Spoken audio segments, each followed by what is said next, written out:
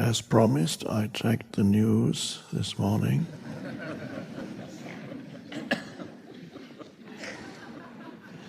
So that you don't have to do it.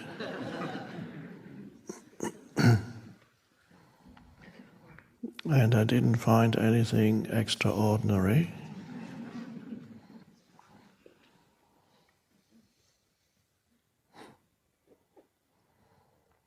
But as I was reading, I got inspired to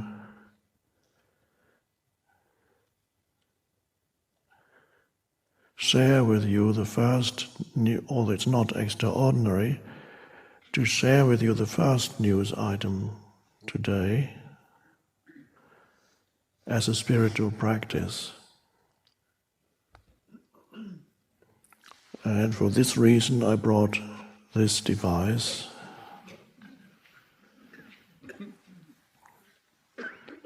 The good thing about it, it saves trees, which otherwise would be used for newsprint.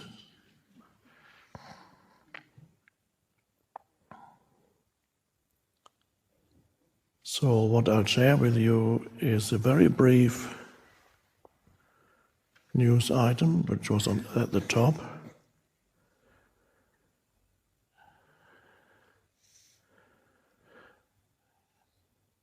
If I read it to you in the normal way, it would take 30 seconds to read, but I'll read it to you in a different way so that it can become a spiritual practice. Listening to it can become a spiritual practice. And that is with lots of spaces between the words. And the spaces between the words in sentences, while they happen, I'd ask you, as part of your spiritual practice, to pay attention to the silence in this room. Because the silence in this room is ultimately, one could say, what makes the sounds possible. If there were not silence in this room, there could be no sounds. And as you know, I mentioned yesterday, and you probably know it already, both conceptually and from your own experience, that when you pay attention to external silence, immediately there's inner stillness. So that's one way of accessing inner stillness, is to notice when it's there, to notice external silence around you.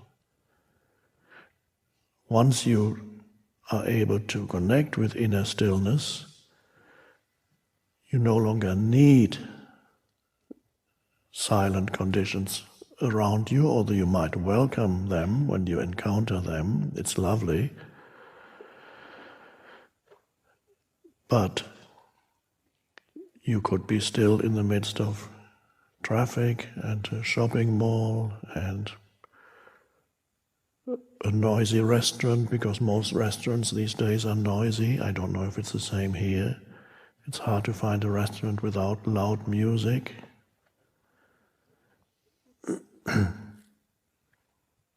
Because people who are identified with the mental noise actually become very uncomfortable with silence. Ooh. And so you have in some places in North America, elevators, some of them even have music playing, and some elevators not only have music, they have a TV screen too. So while you're ascending or descending, you're not condemned to having to suffer this dreadful silence for a few seconds. You can continue to clutter your mind by watching the screen and continue in your state of habitual hypnosis.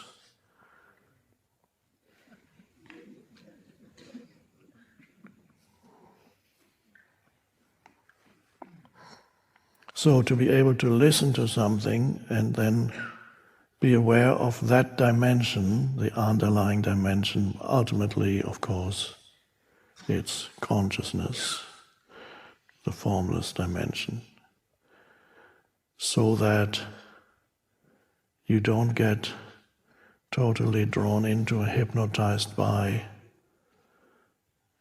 the world, the mind. And that, by doing that, you bring sanity into this world. Now, the news item I'm going to read is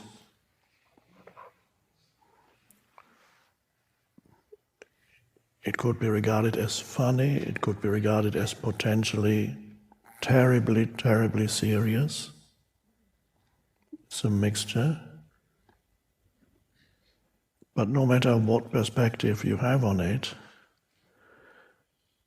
whether it's funny or potentially terribly, terribly serious, it is important that you connect with the transcendent dimension.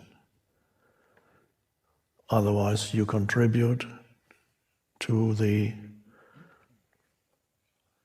lostness, if that's a word, the lostness of the world.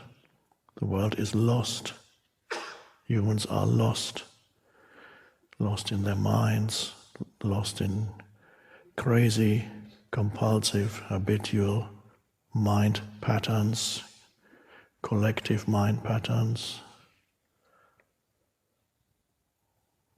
So even if it's serious,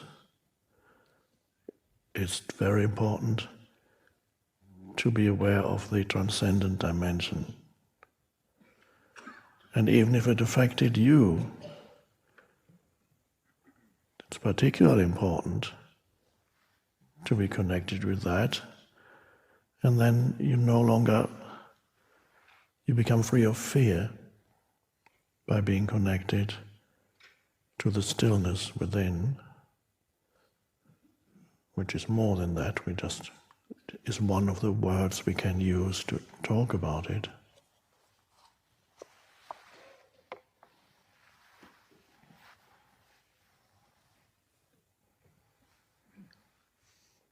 So be as interested in the words that I read, be as interested in the silence, noticing, listening to, being aware of the silence in this room, which ultimately is the stillness within you, because only with the stillness within you can you be aware of outer silence. So be as interested in, so to speak. It's not the right word because silence is not interesting. It's deeper than interesting. Only things that you can dissect and think about are interesting. So the news item may be interesting. The underlying silence is not interesting. There's a vast depth to it, but it's as uninteresting as the most spectacular sunrise or sunset. You go, wow, but nobody says, oh, that's such an interesting sunset. Let's think about it. What can be so interesting, this sunset, isn't it? No, you don't, because when you respond to beauty, some vast beauty out in nature, you don't approach it with a thinking mind. Because the moment when you really are overwhelmed by some grand spectacle in nature, your mind stops. And awareness remains, and you go, and you might not even know that for a few seconds or half a minute or 10 seconds your mind stopped, and only in that moment was there true response. Something within you resonated with that. And you are not thinking. So all those things are not interesting, because interesting operates within the realm of thinking. So silence is not interesting. So when I say be more interested in the silence, it was a wrong choice of words. Be more focused on, be more aware of the silence than the words. But we can take in the words. but have the two dimensions in your consciousness, form and formlessness. And of course, we are doing it now with a news item, but it could be anything else in your life. We may come back to that.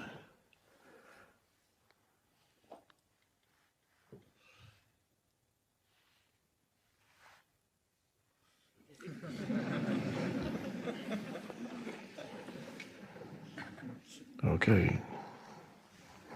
So as I said, it's a very short item, but I'll read it slowly, so you pay attention to the spaces around the words.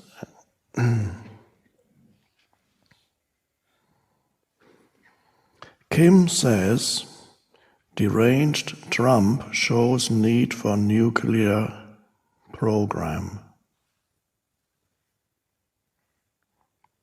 I need to mention that this Kim is not to be confused with the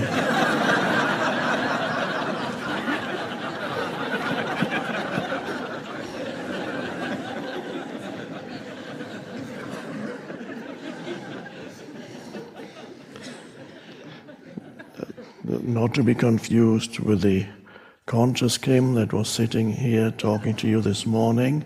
This is probably the unconscious Kim. So there are at least two Kims in this world.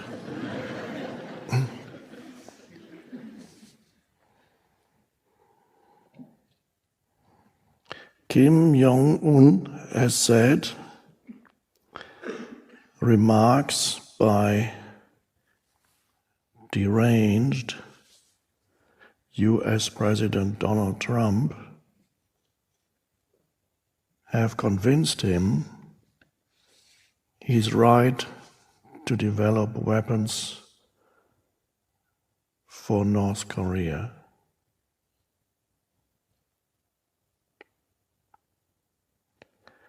In an unprecedented personal statement, Mr. Kim said, Mr. Trump would pay dearly for his recent speech to the UN. The US President said on Tuesday that if America was forced to defend itself, it would totally destroy North Korea. Mr. Trump also mockingly called Mr. Kim a rocket man on a suicide mission.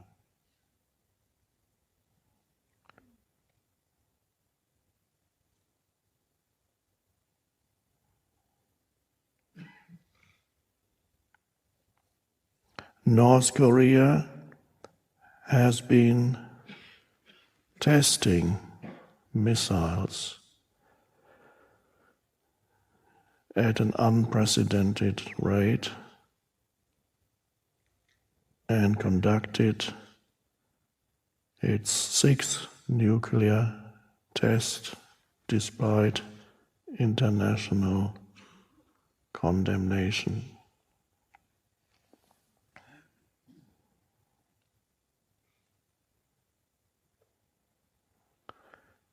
North Korean Foreign Minister Ri Yong-ho, who had earlier compared Mr. Trump's speech to the sound of a barking dog,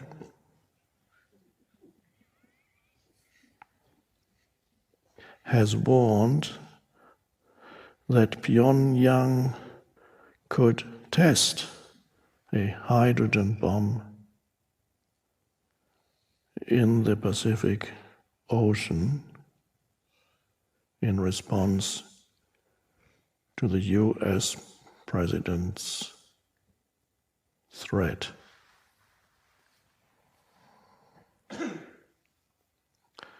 So maybe we have heard enough for today. Oh no. A tweet came in just after I read this from the president himself, which said,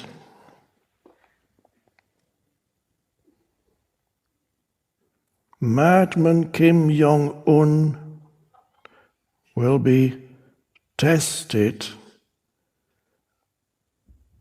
like never before. End of tweet.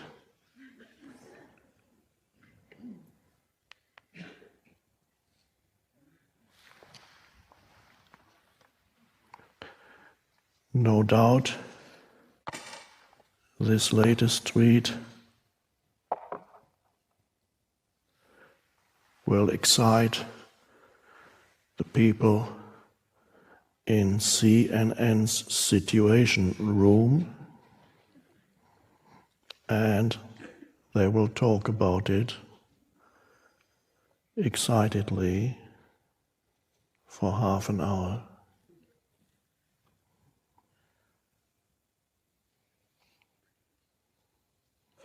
You can see how important it is to bring sanity into this world.